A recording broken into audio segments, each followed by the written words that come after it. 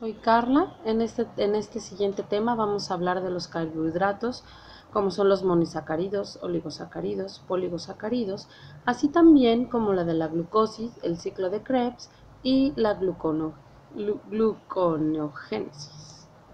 Será un breve resumen, pero vamos a empezar.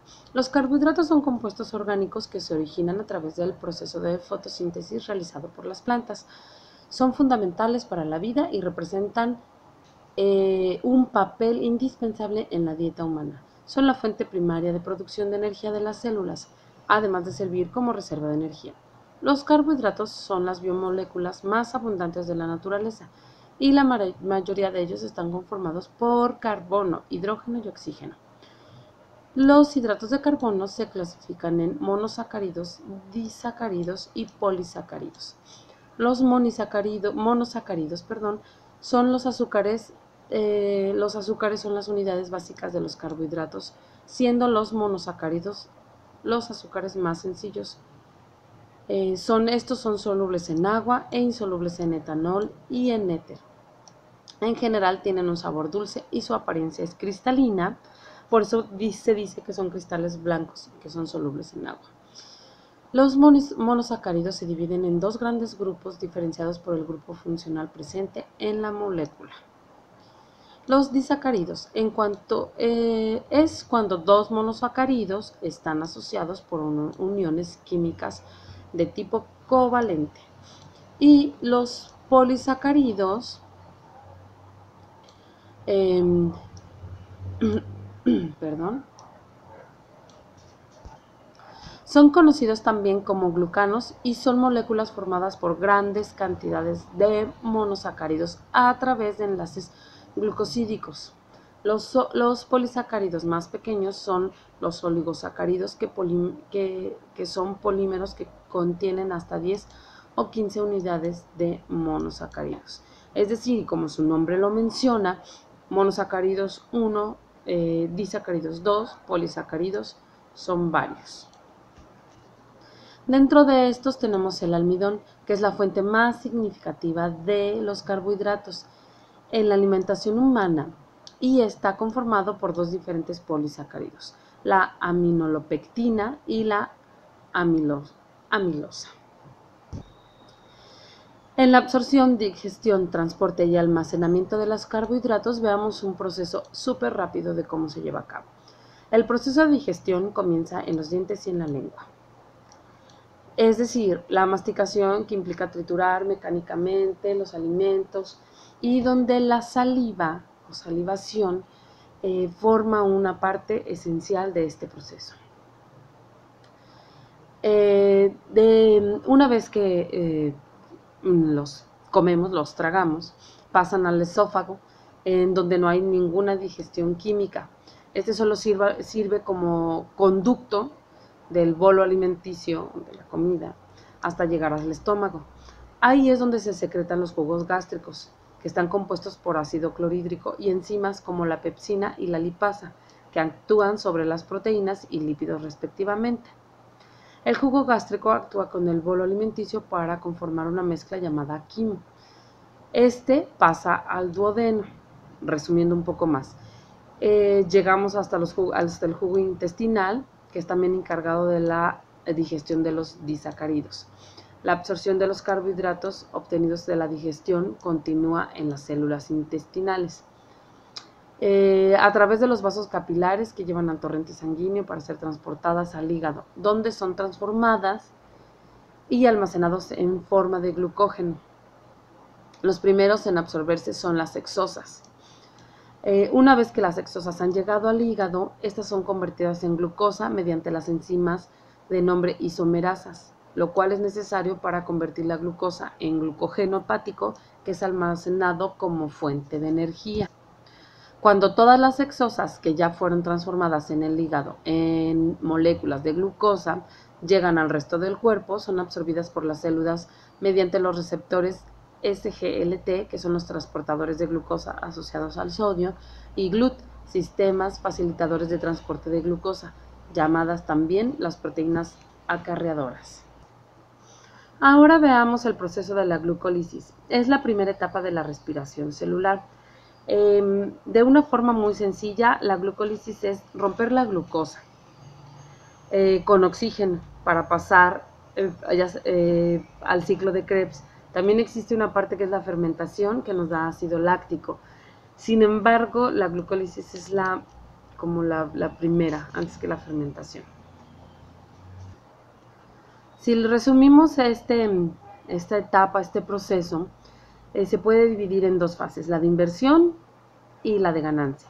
En la de inversión es llamada así porque se usan 2 moléculas de ATP, y la de ganancia se llama así porque el resultado nos da 2 de piruvato y se producen en total 2 de piruvato, 2 de ATP, y que en este caso es por cada molécula, 2 de NADH, que se utiliza para transportar para generar más ATP, y como ya lo mencionamos, 2 piruvatos. Vamos a ver un poquito más. Tomar una molécula de glucosa como combustible en la glucólisis, esta se rompe, como habíamos dicho, se obtienen 2 piruvatos y 2 de ATP. Estos se mueven a la mitocondria que dan para dar paso al ciclo de Krebs. El purivato, que es el resultado, como el que se busca en la glucólisis, suelta moléculas en el camino a la mitocondria, pues el ciclo de Krebs solo necesita 2 carbones.